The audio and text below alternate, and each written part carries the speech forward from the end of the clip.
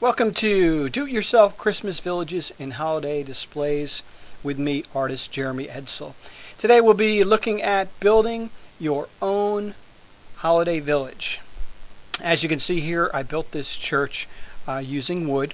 You don't necessarily have to use wood in your project, but if you have some woodworking skills, you may want to build something simple. Doesn't have to be too complex or too detailed, just a simple form with some windows will do fine. And it says here you don't have to use a wooden project. You can find an interesting box and do that as well. And upcoming you'll see some examples of that. So this is a project which is great. You can build your own village, put it under your Christmas tree or on top of a mantle, and it's a lot of fun. You can do a lot of different things with it, use your imagination, and have a good time.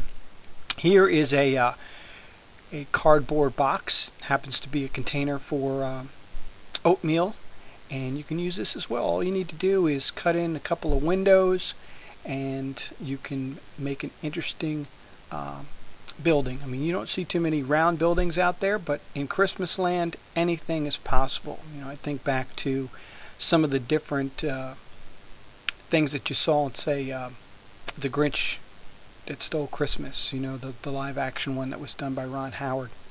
A lot of interesting architecture and things with the Who's and all. So you may want to do something similar to like that, a fantasy type thing for under your tree. So just take a simple box, and if you do something a little more complex, you may want to take the individual pieces, coat both sides, and then assemble them once they're dried, and then covered over and do something like that. But a simple box with a couple of holes cut in it, you can cover that real quickly, let it dry, and then add some details. And we'll get into that in some future videos. We'll show you how to dress up just a simple box and do a box project like that, because not everybody can do the woodworking aspect. But when I do things, I kind of do things a little bit over the top, and so I did mine in wood and built this wood church. Now what you want to do is cover it with paper mache, just a thin coating.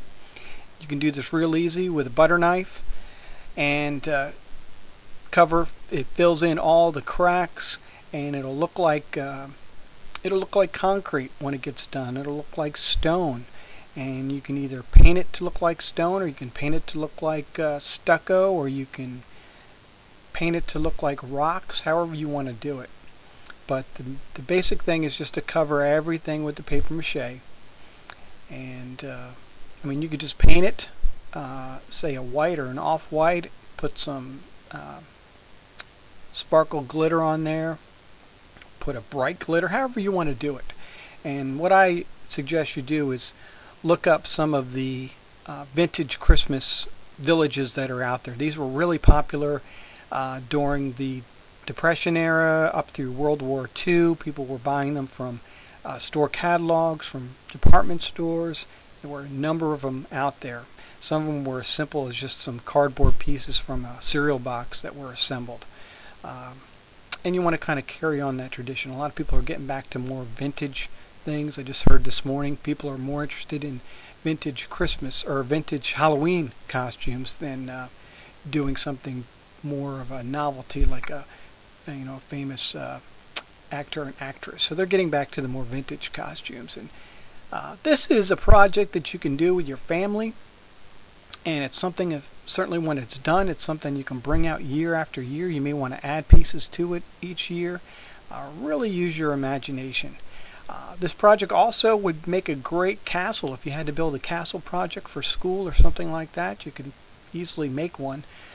This one, taking on the form, as you'll see, add the details, taking on the form of a kind of a castle. Actually belonged to a church that looked similar to this, a big stone structure, and it was almost like a castle. So you want to just fill in all that paper mache. It won't take very much. I mean, you mix up a pound of paper mache, and the details of mixing are on one of my other videos for Halloween, but you're just doing a light coating, very, very thin layer. I don't even know, can even measure it. It's just a real thin coating, enough to cover the wood. and cover all those spaces. And this will also dry fairly quickly as well, so it's not something that's going to have to sit around and dry for a long time. If you get a warm day, sit it outside and it'll be dry in a matter of hours. And you see here, I added some details, put a little bit of masonry work up there under the top windows and some stone work on the sides. And you can embellish this in a number of different ways, but this just kind of struck me as what this particular project needed to take on kind of an old feel to it. We'll see what it looks like once it gets painted as well, which direction I want to go with it. But the main thing, cover it all. Various things, you can do most of everything with a butter knife, but you may want to also get an X-Acto knife, which will allow you to kind of cut in there, get some of the more sharper details. Butter knife with the round edges and so forth. Can't always get in there and do some tight edges. But another thing I did was I took a rubber stamp, little make your own rubber stamp kit, and I made this little rubber stamp up that says built in 1890. And you'll see here in a minute how that's applied to the actual building. And it gives it kind of a neat kind of look, makes it look old. And what we're going to do is make a little plaque for the front of the building. So made up this rubber stamp and then applied a little bit of the paper mache to the front of the building. Actually almost looks like a crest on there, a shield. And you could certainly build a shield if you were making a castle, but I just spread a little bit on there to make a layer so that I could apply the rubber stamp to it. And you'll see that here in a second when I press that in there. Don't have to press too hard. The paper mache is wet enough so it releases fairly easily.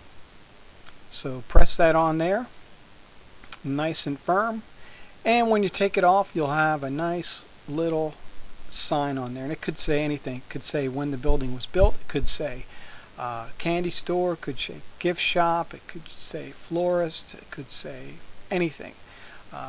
You decide what kind of building you're building, and like I said, each year you may want to build something different, but I thought I'd start out with a church for Christmas, and there is the finished sign, and then we'll finish up the edges and you'll see how it looks then. And you see some of the stonework there on the side. This has been a real fun project, and I hope that you will take the time to experiment yourself and do some of these as well, and share with me some of the projects that you've done. And here you see it all squared up, looks fairly nice, and that'll dry quite quickly. It doesn't have to dry exactly. I mean, it'll shrink a little bit, but you'll still be able to read it. You're not building an exact replica, you're just building something that's going to be going under the tree, so you don't have to add a lot of details, but it's fun when you can, apply your own little touches to it. So here it is, just about fully coated, and we'll get into some more details and some painting in some future videos, so look for those. We're going to continue the series like I've done with some of the other projects, so be sure to check back and see the progress. We'll show you how to put a cap on the top of this building, finish it off, and get it painted. So I appreciate you checking out this new video. Visit some of my other sites. I have my own website. I'm also on MySpace at Studio Haycross. On Squidoo, give some further information, and if there's something you want to know, shoot me an email at haycrosshollow@hotmail.com.